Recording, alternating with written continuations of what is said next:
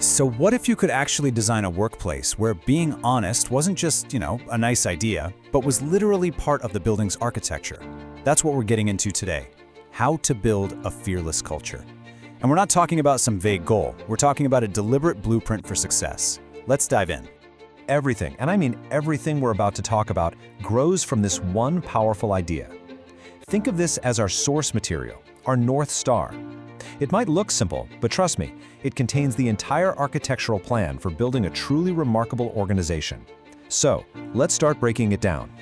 Okay, so that's the mission statement. But it leaves us with a pretty big question, doesn't it? Create a healthy culture to speak and act the truth.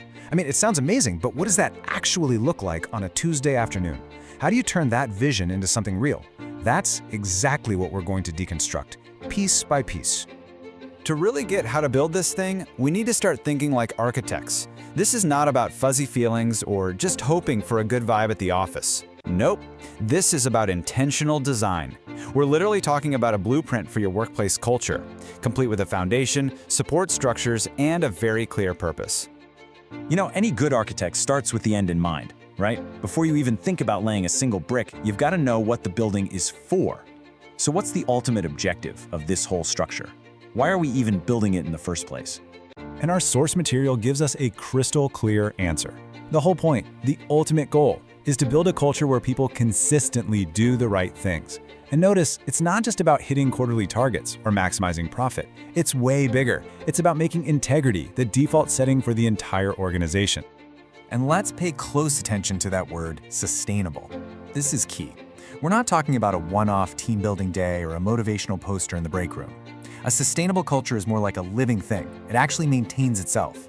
The systems and norms become so ingrained that they're self-reinforcing. It's a culture that's truly built to last. Okay, so if doing the right thing is the building we want to create, what's the foundation?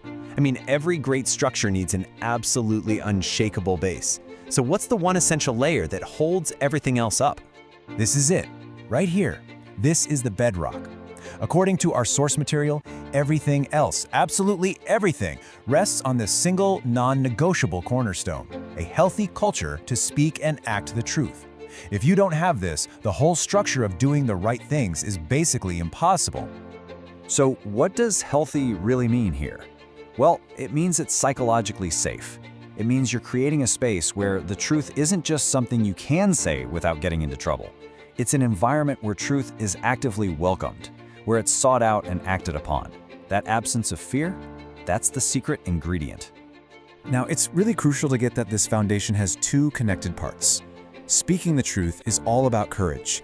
It's having the safety to say what needs to be said. But acting the truth, well, that's about integrity. It's making sure the organization's actions actually line up with its words. You can't have one without the other. That's a recipe for a broken culture. And this table really brings us to the main point, which is this direct cause and effect link. It's so clear. When you build the foundation, a healthy culture of truth, you get the outcome you want. People do the right things. But when you have the opposite, a culture of fear and silence, you get inaction. Or even worse, people doing the wrong things. The connection is just undeniable. Okay, so we know our goal and we know our foundation. But, a pile of bricks and mortar doesn't just turn into a house on its own. You need a plan. You need a blueprint.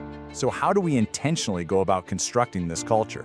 And this is a super critical takeaway. A fearless culture does not happen by accident. It's not magic. Our source is very explicit about this. Leadership has a job to do. They must actively create a strategy. This isn't about crossing your fingers and hoping for the best. It takes deliberate thought, planning, and real execution. So what does a winning strategy even look like? Well, our blueprint here suggests 4 essential pillars. First, it all starts with leadership. You gotta nurture people who don't just talk the talk, but actually model this stuff every day. Second, you have to define what the right thing even means for your organization, with clear shared ethics. From there, you build real systems for truth-telling, like feedback channels that people actually feel safe using. And finally, you make sure it sticks by designing processes that lock in these changes for good. All right, let's step back for a second and put all of these architectural pieces back together. Let's look at the complete structure we've just designed. From the foundation all the way up to the final goal, here's how it all connects. So here it is, the whole shebang, the architecture of fearlessness. It all starts with the goal, a workplace where people consistently do the right things. That entire goal rests on the foundation, a healthy culture to speak and act the truth.